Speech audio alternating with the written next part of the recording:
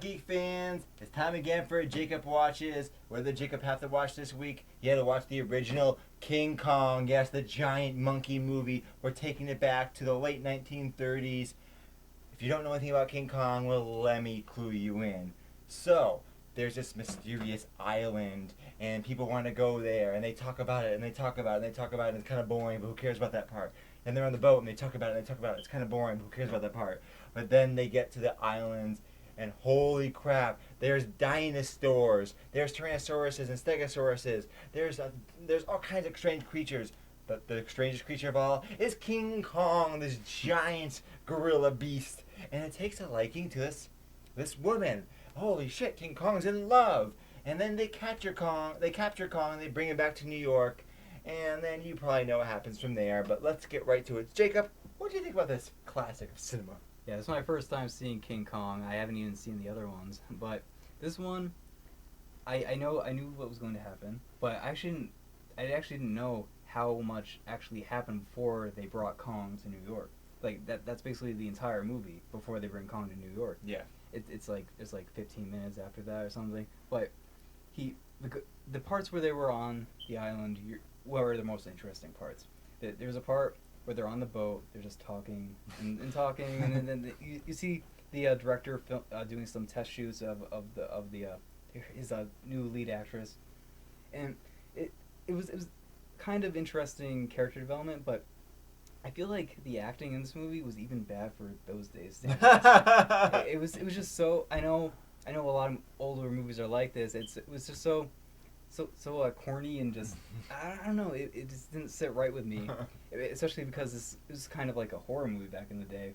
And then you get to the island, you see all those that big tribe, and they're worshiping Kong, and then they capture the girl because they don't want to. The people on the boat don't want to give away the girl. Right. They capture, put her up for tribute, and then Kong comes out and you see him, and I was just laughing so hard. This thing. Yeah. He does that constantly throughout the movie. And then he grabs the girl, and you just see that it's like a doll figure that he's holding. Yeah. I know. No.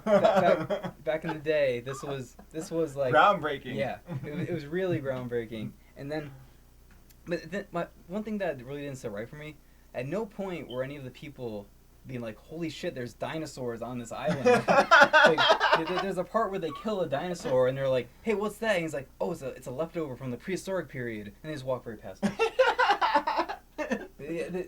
They literally just killed a dinosaur, and they're not like, "Oh my god." It's like, I guess there's a giant monkey, so I guess it makes sense. Right. Let's just go with it. Yeah. Fuck it. Let's just go with it all the way. And then there's that fight where King Kong. There's some really cool fights in this movie with King Kong, by the way. For being a movie back in the 1930s, he fights that T-Rex, which Peter Jackson redid in his King Kong movie, and it actually did it like kind of like shot for shot. He actually like brutal. He breaks the jaw. the T-Rex's jaw, and that just like for a movie back then, I was like, holy crap, that was actually a really cool fight scene. Yeah, it's pretty cool. I like that. I mean, you can obviously tell it's just guys in suits, but like they have like the T-Rex's tail like moving and everything. It was pretty interesting.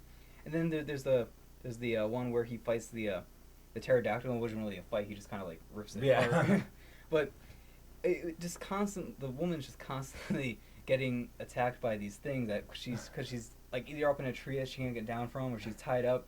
And the entire movie is just her screaming. Help me! Like I need to I wasn't watching this movie with like earbuds on or anything. I had to like constantly turn the volume down because she was just screaming the entire movie. But yeah, overall, this movie was pretty entertaining. I'm not sure if I would consider it a good movie, but it's definitely a classic, and it was entertaining to watch. I thought I was gonna be bored for the movie just because of how it started off with them talking, but it actually got really interesting once he got onto the island, and then they brought King Kong into the city, and it was okay. Then after that, like he causes some more mass destruction, so that was entertaining to watch, but I was still really so shocked at how like when you think of King Kong, you think of him climbing the Empire State Building. That's like the last 5 minutes of the movie. Yeah. But that shows how much the last 5 minutes stood out to the audiences. It's a classic movie with a classic ending, with now a monster that's become so classic. He's getting his own movie again. Yeah.